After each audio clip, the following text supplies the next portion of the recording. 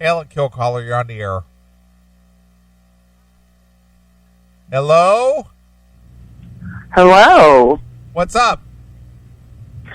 Well, my friend V said to give you a call at 1 a.m. your time. All right. Is this you're the mistress? Yes, I am. Oh, all right. What is your official title? Well, they call me Miss Cassie, and I'm a professional dominatrix. I'm also a BDSM educator specializing in rope bondage. I teach about 6 to 8 rope bondage classes a night, and I, see clients and do interesting scenes with them, and actually, I'm a very happy little sadist. All right, Mistress Cassie.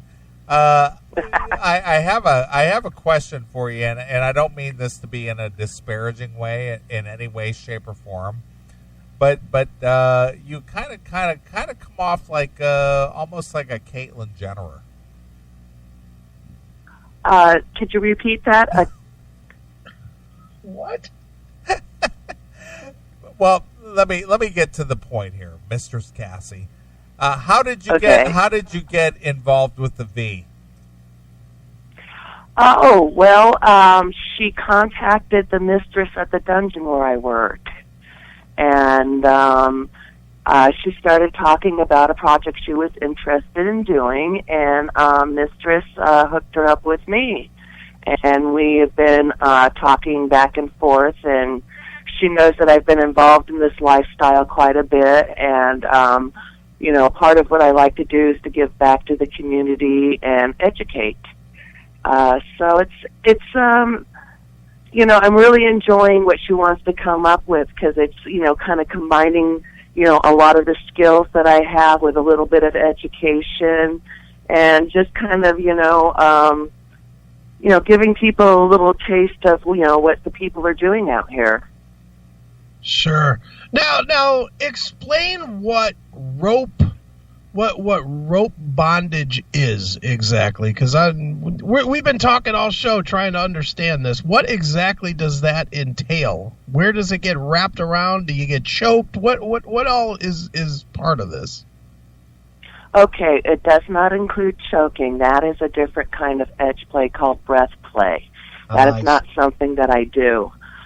In rope bondage, we don't ever put anything around the neck, because we don't want to accidentally, strangle somebody. That would be bad. Sure. But the rope itself, we tie people in different positions and stuff. Some of it's very artistic. Some of it's just basically practical. Maybe they want to tie them in a hog tie, or they want to do some erotic play in the bedroom and tie their mate down and, to the bedpost, so they can, do a little, what we call DID play, which is damsel in distress.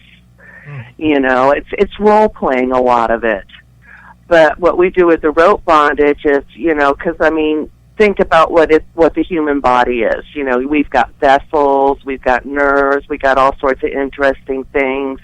Not everybody's as flexible as a rubber band, and joints only bend certain ways.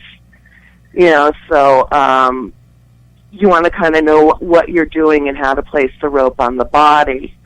Now that's the practical end of it. The fun end of it is, it's that, the imagination, the sense of helplessness, the person having control over the other one. They might throw some interesting things in there. They might tickle them a little bit, because, that's a little bit torturous, not being able to, touch somebody and they're tickling you. Or, for a lot of people it's very comforting. Other people it's just erotic. It just adds to the play. Mm-hmm. That's about the. Now, let me ask you. I'm going to assume that there's a set standard of things that you offered, of tortures or whatnot that you offer. How far past the standard list of options are there? Could I come up with my own options and just say, well, what if I want to give you an extra, an extra $100 to write my name in menstrual blood on my belly. Would you do that? No. No? We don't exchange body fluids.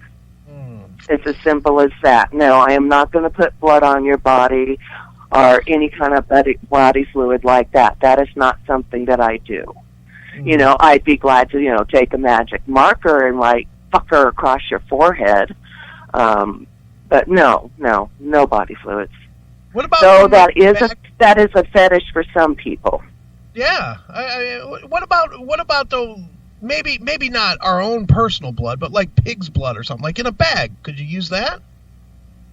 Is that too much? I don't know. I'm just trying to figure out. No. I mean, it's animal blood. It's sticky.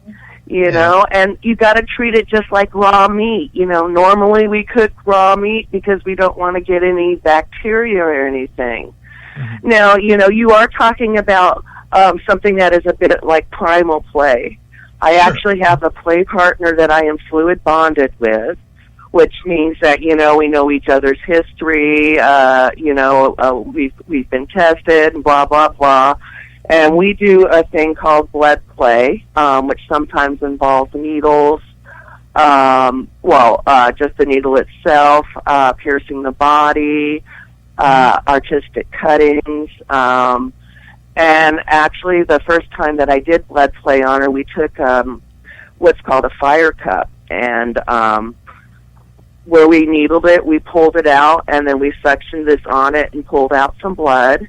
And I took a paintbrush and painted a mural on her body in her own blood. I think Chris would be into that. But anyway, Mistress Cassie, sorry. That's right. Chris and I were discussing earlier. We spoke with the V here on the show earlier, and Chris and I were discussing why some people would be amenable to being submissive if they're a dominant through their day-to-day life. What drives a person to be submissive and allow things to happen to them? Can you explain that at all? Actually, I can. Everybody, has their way that they process life, the things that make them tick. For some people, it's like, the thing that gets them going is that morning run. Their health nuts, they like all that healthy stuff. For others, they like to go drink at the neighborhood bar. Others, they need a little different kind of entertainment. For some, maybe their day job is that, they're in charge of everything and it's pressure. And sometimes they just want to be able to let somebody else be in charge for a moment and take them on a bit of a journey and let the endorphins going and enjoy a little what we call subspace. And, what they're doing is actually creating a balance in their life, because they constantly have to be in charge in their regular, what we call vanilla life. So they have this thing that balances them out. For others, the submission might be something that they're processing, and they'll go through stages. Like some people, for some reason, need to, really receive some intense pain at first, and then as they start processing that, and they get through the initial, thing of surviving it and blah blah blah, they start seeing things in a different way, and their play might change. They might not play as hard, or they might go harder.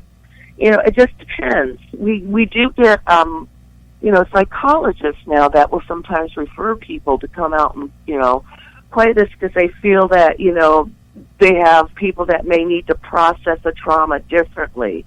They tried talking it out, they tried medication, but sometimes we just need to do something to take our power back. When I was a young woman, I got attacked, and I got cut up rather badly with a knife. Needless to say, I was terrified knives for a while.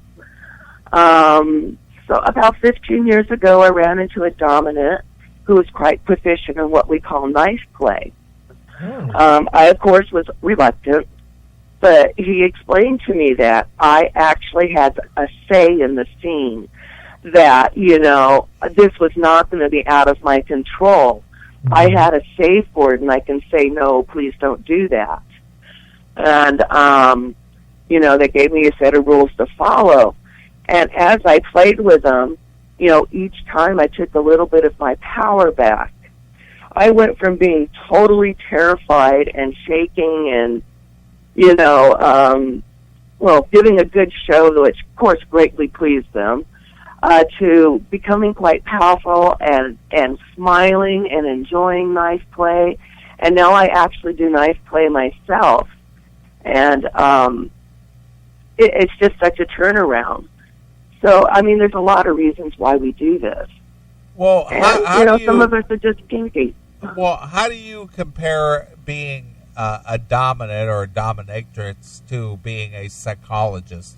Because obviously you had a traumatic psychological experience, and you turned it around through being a submissive and a dominant experience. But now you're accepting of it. So, do you believe that dominatrix, deserve the same pay as like a psychologist or psychiatrist in that matter, as far as therapy is concerned? A psychologist has specifically studied certain methods of therapy. Now, we do have many mistresses and professional dominatrixes and stuff that actually are therapists. We see some of them are, actually, doctors, they're sex therapists, or they're psychologists, specializing in different things. It's not, it's very different. But, as far as saying, should we get paid for doing therapy? Well,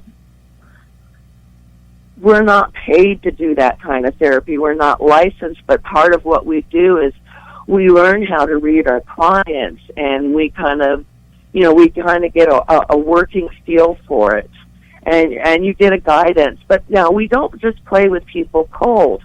We do basically an intake like you would do with anybody. Even before a massage, you talk to the therapist and tell them if you have an injury or something. Well, we do the same thing. I ask them, any physical injuries, anything, also any emotional issues going on, anything I need to be aware of. Because I need to know, perhaps they need a really hard spanking to pry it out. Or maybe they need something that's a little bit more pleasurable. Maybe they need to be wrapped in ropes and tickled with a... All right. That's enough. I guess her management called and her time was up. That's a little too much. That's just too clinical. Way too clinical. All right, no more phones. All right. Don't answer the phone anymore, because God knows we're going to get a call. Of course.